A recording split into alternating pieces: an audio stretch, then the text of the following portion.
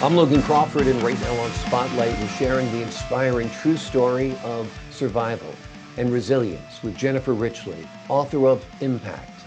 After a devastating car accident, Jennifer and her family faced life-threatening injuries and unimaginable challenges, yet found strength through unwavering faith. Join us right now as we uncover this powerful journey of recovery, hope, and the miracles that kept this family going. We're delighted to have this very talented author join us here today on Spotlight. We thank the team at Atticus Publishing for helping us put her in the spotlight today. And we ask viewers like you to support authors like her by subscribing to our channel and by purchasing her amazing book. The links are below this interview. Jennifer, good to see you here today on Spotlight. Great to see you as well. Thank you. My pleasure. Good to have you on the show. It's June 2016. You're driving down the road. Another car is headed in the opposite direction, apparently traveling 70 miles per hour, and there's a head-on collision, and you're struck. That's pretty much the setup of the story, right? That's when your life takes an unbelievable twist. Yes, and how quickly it happens. We had just gone to a school end of the year swim party with our boys who at the time were 10 and 13, driving home on a 2-lane highway where you can go 70 miles an hour. And, just like that, a car was in my lane coming right at us. And in the time it took me I was driving, to say to my husband, this guy's coming right at us, impact. Unbelievable. Unbelievable. And did you go unconscious? Tell us what happened after getting hit.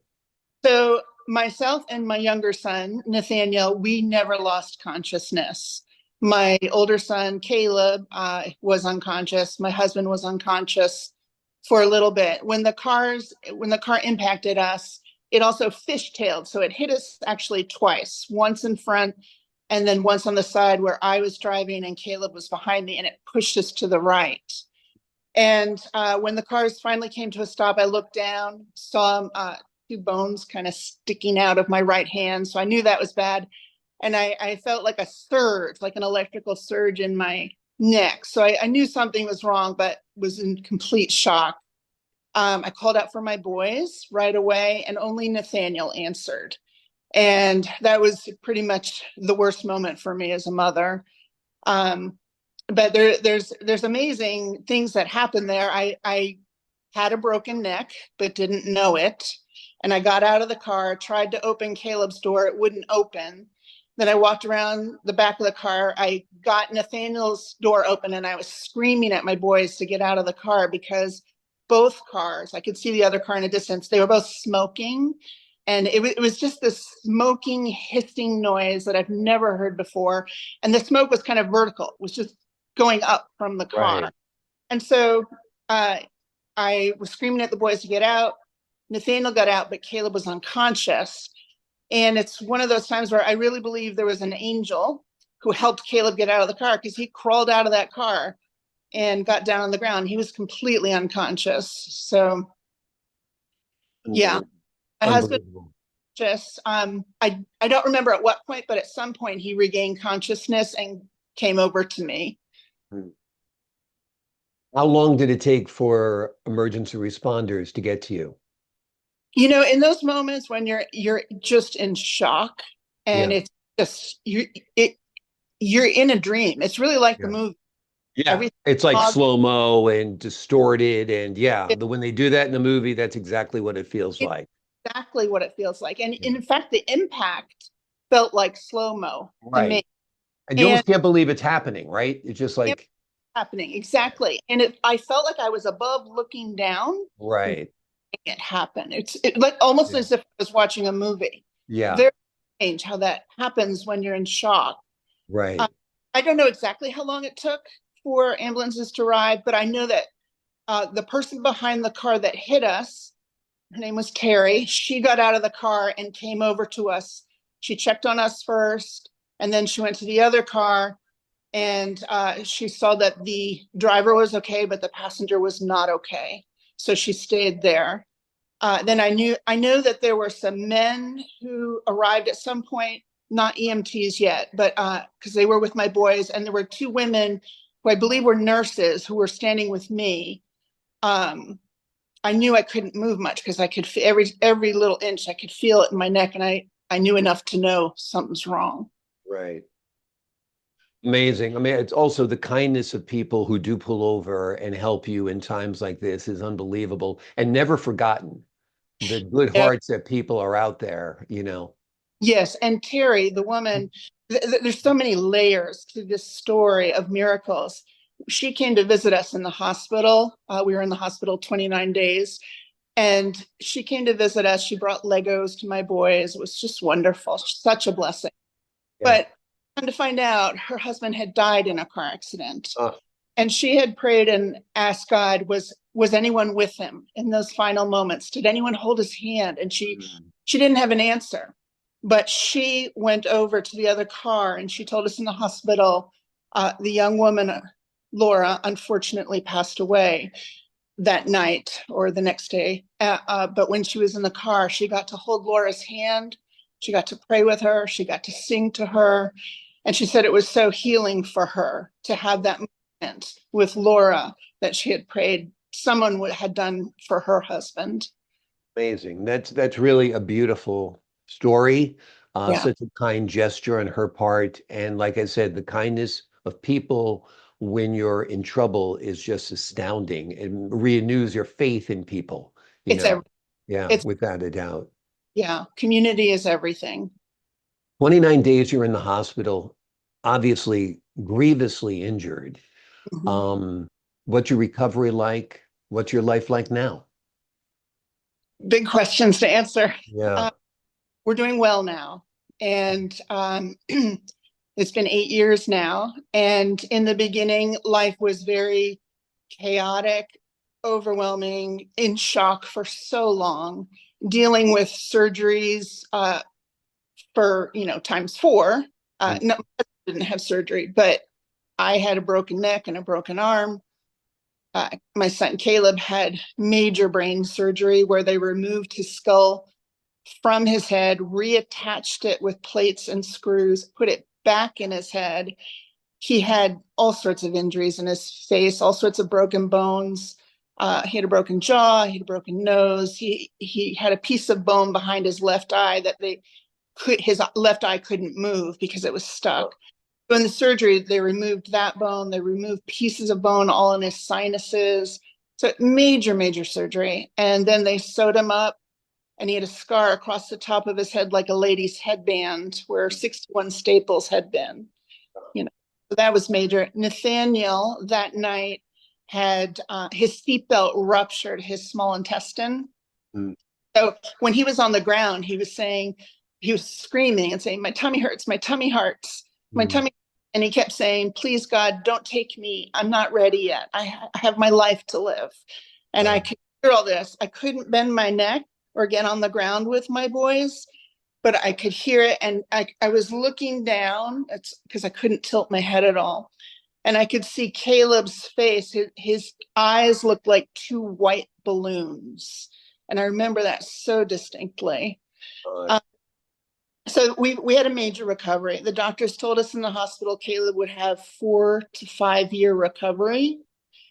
And when you hear that, it's astounding. You just think, what? four right, to right, years? He's right. 13 years old. And it was 5 years for sure. So much physical therapy, occupational therapy, speech therapy. They are my heroes. Them, nurses, doctors, everybody in this field, they are my heroes. They got us through.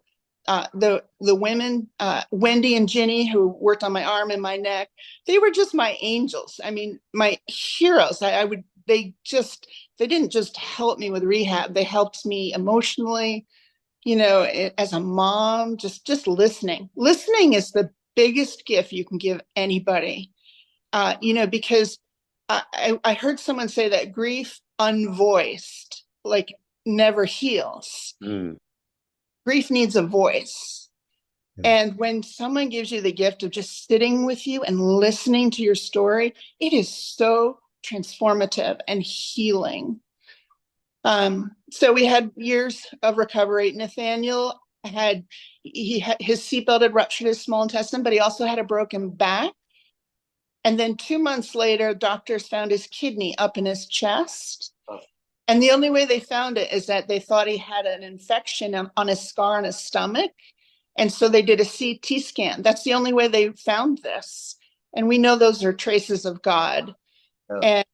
And so he had to have a second surgery 2 months later, where they went in through his back. They collapsed his lung. They lowered his kidney, repaired his diaphragm. So he had a lot of trunk issues. And also he had more of the emotional scars. I mean, we all do. But Nathaniel was so young. And Caleb was in the hospital. He was in the ICU 21 days. And we had to stay with him because, you have to advocate for someone in the hospital. Yeah. I've really, yes.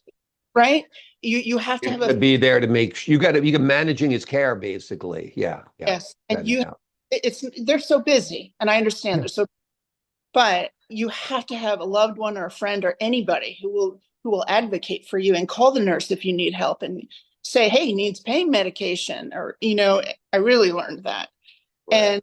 And so we stayed with Caleb. And the other thing is you have to be there when the doctors come around, because the doctors don't come around that often.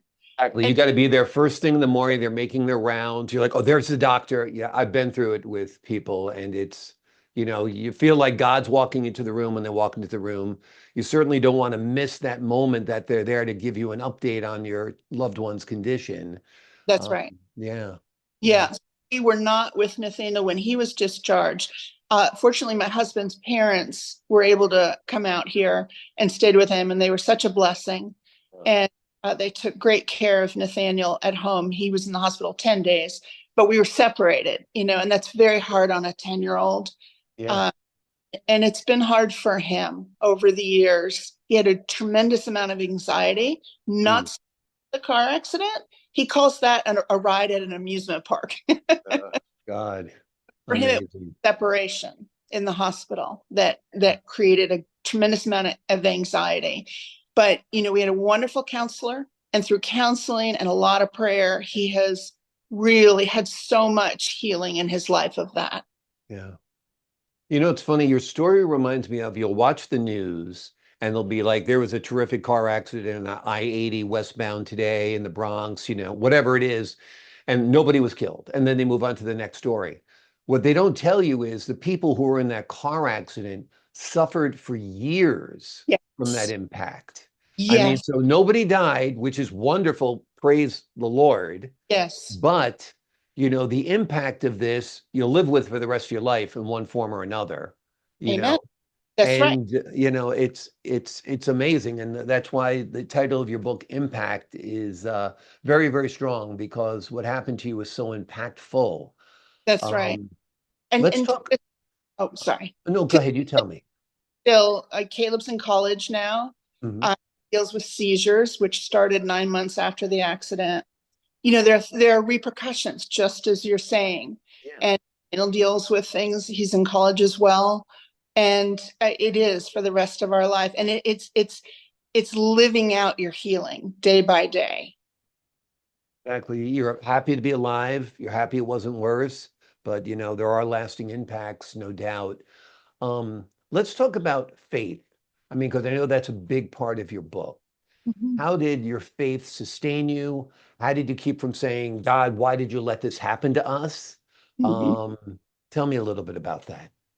Well, I didn't keep from saying that. I did.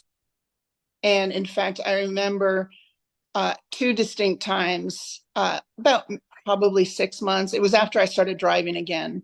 I drove myself to our local post office, where I knew there's a huge parking lot and nobody's there at midnight.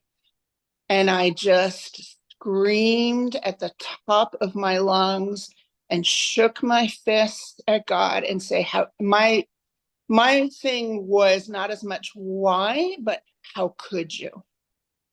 How could you, God? How could you let my children suffer to this degree? And I always felt that God is big enough to handle my whys. He's big enough to handle my how could yous. And it's a journey of faith. Faith got me through. I remember one night. It was the night they took the tube after Caleb's surgery. He'd gone in at 5 p.m. and he came out at 1 a.m. and we got to see him at 1:40 and a.m. And there was a tube and it had broken and they were trying to fix it. And it was just a horrible situation. And I walked the hallways of that ICU. I knew it so well, pediatric ICU. And I was just, a clump, a heap on the floor, just crying out to God. I got out to God. I got myself up. I went into the bathroom and there was this tile on the wall that was this interesting shade of brown. But when I moved past it, it turned to purple. Mm. And I did a double take and I was like, well, that's weird. I've never seen that before. And I kept sort of going back and forth. And I was like, what is that? And I just felt like God had a message for me in that. And so I prayed and I said, what are you trying to say to me? God, is there hope? Is there anything? And the message I got was, one day you will look at this differently. And that was a little piece of hope. It was enough for me to carry me that night. And that's what my faith in God has done. He has carried me. We've just had all these hurricanes, Hurricane Helene, Hurricane Milton, and they talk about the eye of the storm, right? And I felt like God kept us in the eye of the storm, where we were safe with him, even though it was devastation. We were safe in him, and he would always he always gave me what I needed to keep going, to carry on. Well, thank God for your faith. Thank God, you get angry. I can't blame you for being angry with God. Why me? But God did spare you that night. Immeasurable pain and suffering and discomfort. I mean, just being in the hospital is one of the most uncomfortable things in the world. Yes, it is. Constantly get poked, prodded, ripped, torn, hurt. It's awful. It's torture. It's torture. So God bless you and your family. I'm glad you survived. I'm sorry you went through this, You used the word spare, and I have said that to God many times. Why did you not spare us? Yeah. We were coming back from the party. I stopped to get milkshakes for my boys. And I always said to him, why did I get milkshakes? Yeah. Why did you let us get milkshakes? If we had gotten the milkshakes, we would have been that much further down. I know. But when I said to God, why did you not spare us? What I heard back was, I did not spare my own son, Jesus Christ, from dying on the cross for your sin, that you may inherit eternal life. And that comforts my heart. Yeah. Yeah, it is comforting. The story of Jesus and Jesus's life is of comfort to all of us, because all of our lives really are a redemption story. And that's the story of Jesus. The name of the book is Impact. After a devastating car accident, Jennifer and her family faced life-threatening injuries and unimaginable challenges, yet found strength through unwavering faith. You will learn from her journey. You will find hope in your own challenges and circumstances in life, and it'll help renew your faith, because you'll see how strong her faith and her family's faith is, despite this unbelievable accident. Jennifer, thank you so much for joining us here today on Spotlight. Thank you so much. It's such a pleasure to meet you and have the opportunity to talk with you. Thank you. Same here. I enjoyed our talk, and I appreciate your time and your candor. To the folks at home, I'm Logan Crawford, thanking you for your time this time. Until next time on Spotlight.